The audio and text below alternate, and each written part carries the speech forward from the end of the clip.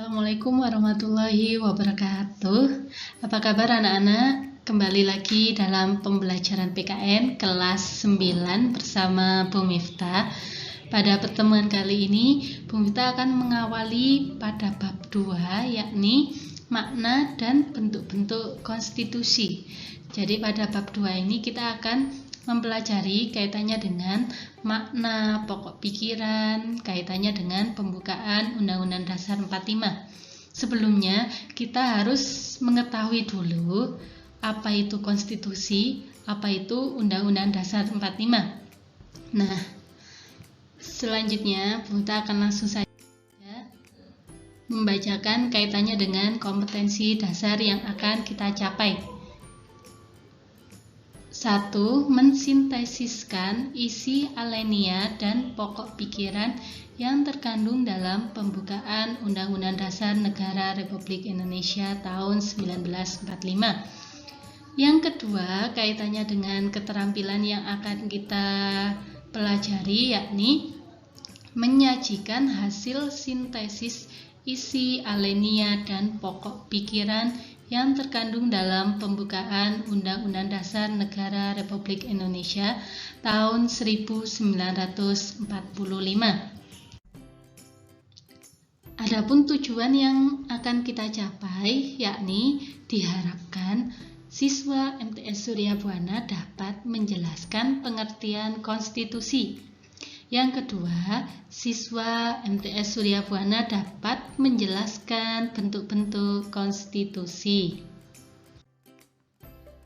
Sebelum kita mengetahui kaitannya dengan pengertian konstitusi, kita mengulas sedikit kaitannya dengan sidang PPKI pada tanggal 18 Agustus 1945.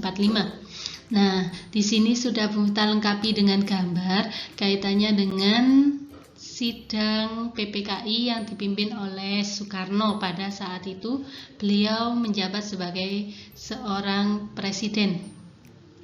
Nah, isi yang dibacakan ketika sidang PPKI tersebut adalah yang pertama, menetapkan Undang-Undang Dasar 45 yang dijadikan sebagai hukum dasar di Indonesia. Yang kedua, memilih presiden dan wakil presiden, yaitu I.R. Soekarno dan Muhammad Hatta sebagai perwakilan dari bangsa Indonesia sebagai presiden dan wapresnya.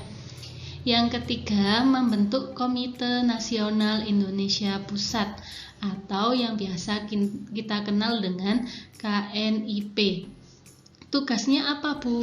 Tugasnya pada saat itu adalah hampir sama dengan DPR ataupun MPR, yakni merumuskan Undang-Undang Dasar 45. Kita lanjutkan pengertian konstitusi. Jadi konstitusi itu diambil dari 3 bahasa anak-anak. Kalau dalam bahasa Inggris biasa kita kenal dengan constitution, yang dari bahasa Belanda yakni konstitut, kalau dari bahasa Jerman yang artinya Grundwet. Nah, 3 poin ini artinya sama, yakni kaitannya dengan Undang-Undang Dasar. Kalau kita sebut sebagai konstitusi. Apakah konstitusi selalu Undang-Undang Dasar 45? Belum tentu. Mari kita lihat.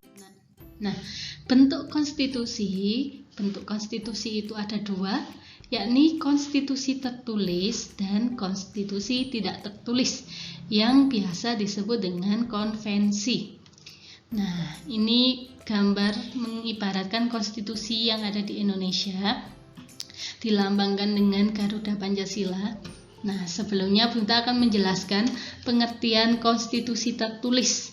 Namanya saja sudah tertulis, berarti dituliskan atau dibukukan. Jadi ada bentuk konkretnya atau nyatanya dalam tuangan tulisan di buku atau kitab Undang-Undang Dasar 45. Yang kedua, konstitusi tidak tertulis atau konvensi tidak dituliskan dalam buku ataupun kitab, tetapi dalam pelaksanaannya dilaksanakan sesuai dengan aturan yang ada meskipun tidak tertulis, karena ini kaitannya dengan sanksi yang didapatkan meskipun sanksinya tidak tertulis, kaitannya dengan kehidupan masyarakat.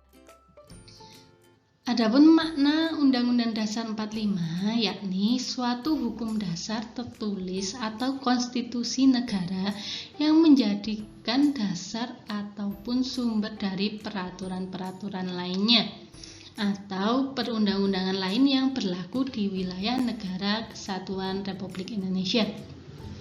Jadi bisa dipersempit pengertian dari makna Undang-Undang Dasar 45 ini adalah hukum yang tertulis dan dilaksanakan oleh semua warga negara Indonesia.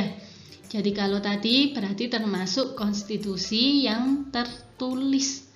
Jadi makna Undang-Undang Dasar 45 bisa disimpulkan seperti itu, Nak. Selanjutnya kaitannya dengan sistematika. Artinya sistematika ini adalah urut-urutan yang tersistematis. Jadi harus berurutan.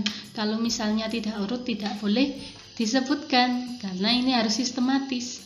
Jadi sistematis atau sistematika Undang-Undang Dasar 45 sebelum amandemen. Amandemen ini pengertiannya adalah perubahan atau penyempurna. Bisa dikurangi ataupun ditambahi kaitannya dengan pasal-pasal atau batang tubuh. Nah, kalau sistematika Undang-Undang Dasar 45 sebelum amandemen berarti sebelum diadakan perubahan. Yang pertama poinnya adalah pembukaan Undang-Undang Dasar 45. Jadi poin yang pertama adalah itu. Yang kedua adalah batang tubuh atau biasa disebut dengan pasal-pasal. Pasal 1, ayat 2, pasal 3 dan seterusnya. Itu adalah bunyi batang tubuh. Sedangkan penjelasan ini adalah penjabaran dari setiap pasal-pasal yang ada. Selanjutnya adalah sistematika Undang-Undang Dasar 45 setelah dilakukan perubahan atau setelah diamandemen. Jadi ini berlaku sampai sekarang ini. Yang isinya dari Undang-Undang Dasar 45 ini adalah pembukaan dan pasal-pasal. Jadi penjelasannya dihapuskan, dimasukkan dalam pasal-pasal yang ada atau batang tubuh. Ini contoh dari isi pembukaan Undang-Undang Dasar 45 yang biasa kita dengar dalam upacara bendera. Bisa 17 Agustus atau setiap hari Senin pagi. Nah, ini contohnya yang biasa akan dibacakan. Ini nanti akan kita pelajari kaitannya dengan makna-makna pada pertemuan selanjutnya. Demikian yang bisa Bu Muftah sampaikan. Kalau bisa ditarik kesimpulan bahwasanya pengertian konstitusi kalau dilihat dari bentuknya itu ada dua, konstitusi tertulis dan konstitusi tidak tertulis. Nah, kalau kita lihat dari pengertian Undang-Undang Dasar 45, Undang-Undang Dasar 45 ini adalah konstitusi tetapi bentuknya adalah tertulis. Sekian yang bisa Bu Muftah jelaskan. Semoga bermanfaat. Kita bisa kembali ke Google Classroom. Wassalamualaikum warahmatullahi wabarakatuh.